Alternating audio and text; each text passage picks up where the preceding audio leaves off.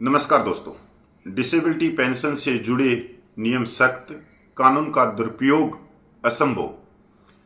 एक बड़ी खबर आ रही है डिसेबिलिटी पेंशन, विकलांगता पेंशन के ऊपर, और ये बिल्कुल साफ साफ भारतीय सेना ने कहा है, दो टूक कहा है कि पेंशन से जुड़े नियम सख्त हैं। अब डिसेबिलिटी पेंशन लेने का जो कानून है उसका कोई दुरुपयोग नहीं कर सकता। और ये बात कही है R&R हॉस्पिटल के कमांडेंट लेफ्टिनेंट जनरल ने।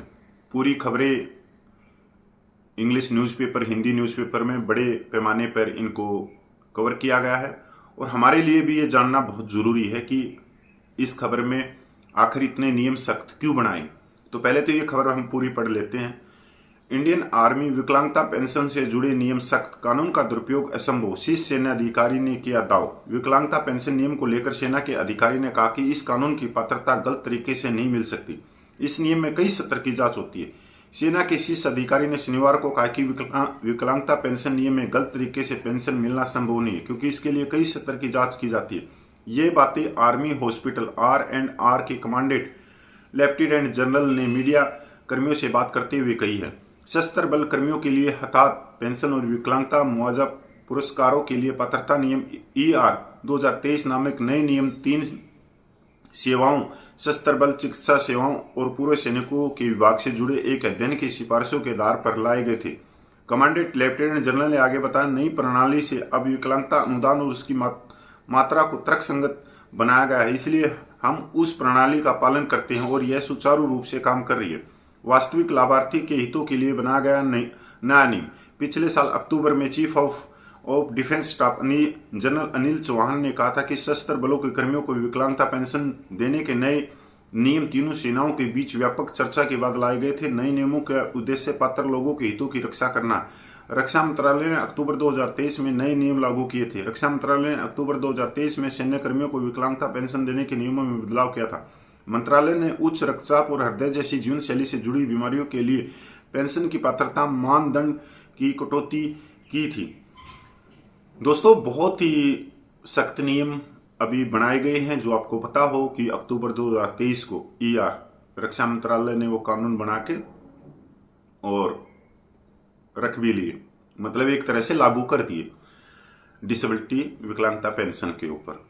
हम अगर देखें कि ये जरूरत क्यों पड़ी है रक्षा मंत्रालय को नए नियम पेंशन बढ़ाने की, तो 2014 में AFMS के एक सीनियर डॉक्टर साहब, मेजर जनरल ने इसकी शिकायत रक्षा मंत्रालय को की थी कि डिसेबिलिटी पेंशन की चोरी हो रही है, और पे कमीशन आया 7वां 2016 में। उस समय इसकी जो डिसेबिलिटी पेंशन की जो चोरी है वो और ज़्यादा बढ़ गई। वो किन कारणों से बढ़ गई कि एक तो परसेंटेज के हिसाब से डिसेबिलिटी पेंशन मिलती है। अगर कोई जवान जिसका लास्ट वेतन अगर 36,000 रुपये है, तो उसी हिसाब से उसको उसके लास्ट वेतन का 30% डिसेबिलिटी नॉर्मल मिलेगी, और 30% में से भी 50-50 करके, तब मतलब एक जवान को अगर 50% डिसेबिलिटी नॉर्मल मिली है तो सिर्फ उसको 5500-5600 रुपये मिलेंगे। वहीं पर आप बड़े लेवल के जो उच्च अधिकारी हैं उनकी डिसेबिलिटी देखोगे तो नॉर्मल जो कैटेगरी है उसमें भी वो 70,000 से ज़्यादा विकलांगता पेंशन लेते हैं। अगर बैटल कैजुअलिटी की बात कर ली जाए या invalid out of medical pension की बात कर ली जाए तो वो 2,54,000 रुपये बनती है। इसके बाद में इस पे बहुत ही ज़्यादा आगे कार्रवाई भी हुई, और इसके बाद में CAG ने भी अपनी रिपोर्ट भारत सरकार को दी कि डिसेबिलिटी पेंशन की बहुत बड़े पैमाने पे चोरी हो रही है। इसमें भी देखने के लायक थी, जो आप गूगल करोगे तो बहुत सारी रिपोर्ट वहाँ मिलेंगी कि जैसे ही किसी का प्रमोशन आता और वो कैटेगरी में चल रहा था, तो वो प्रमोशन से पहले कैटेगरी को हटवा के और फिट फॉर हो जाता, और प्रमोशन लेने के बाद में फिर कैटेगरी में आ जाता। ऐसे ही जो 2018-19 के अंदर जो इंडिया टुडे या बहुत सारे इंग्लिश न्यूज़पेपरों ने जो रिपोर्ट गहराई से छापी, उसमें भी देखने को मिला कि 2 साल के अंतराल के अंदर बहुत सारे हजारों में डिसेबिलिटी पेंशन की चोरी हुई। और वो भी देखने के लायक था एक चीज कि जब तक अगर 34 साल 35 साल सर्विस कर रहे हैं और वो कभी भी बीमार नहीं हुई, कभी भी डिसेबिलिटी कैटेगरी में नहीं रहे, और लास्ट जब उनका पेंशन का समय आया 1 साल या 1.5 साल पहले कैटेगरी में वो आ गए, मतलब मेडिकल में आ गए कि भाई मेरे कान में दर्द है, मेरे फेफड़ों में दर्द है, मेरे को बीपी है, मेरे को शुगर है, और ये सारा जो बीमारियां हुई हैं ये सैनिक जीवन था, जो सेना में हमने सेवा करी, उन्हीं के दौरान ये बीमारियां लगती गई। और यहाँ पर जब वो देखा गया तो ये बहुत बड़ी एक डिसेबिलिटी पेंशन की चोरी पकड़ी गई। इसलिए रक्षा मंत्रालय ने नए नियम लागू करे। अब नए नियम ऐसे लागू कर दिए कि बहुत सारी बीमारियों के जो परसेंटेज थे वो घटा दिए।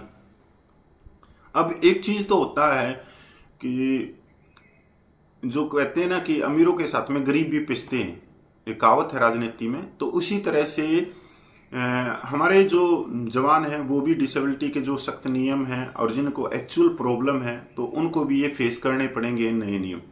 और अगर वो फेस करेंगे तो बहुत सारे भाइयों को डिसेबिलिटी पेंशन नहीं मिलेगी। और अभी भी जो रिपोर्ट आ रही हैं, जो डिसेबिलिटी कैटेगरी में जो सर्विस कर रहे थे, जो कई सालों से परमानेंट चल रहे थे और जिनकी परसेंटेज 25, 30, 35 थी, उनको अभी जब वो पेंशन आ रहे हैं तो उनको घटा दी गई है उनकी परसेंटेज, और उनको 5%, 7%, 8% डिसेबिलिटी बोर्ड से उनको वो आ रहे हैं घर पे, तो उनको डिसेबिलिटी पेंशन नहीं मिलती क्योंकि उनकी 20% से कम है।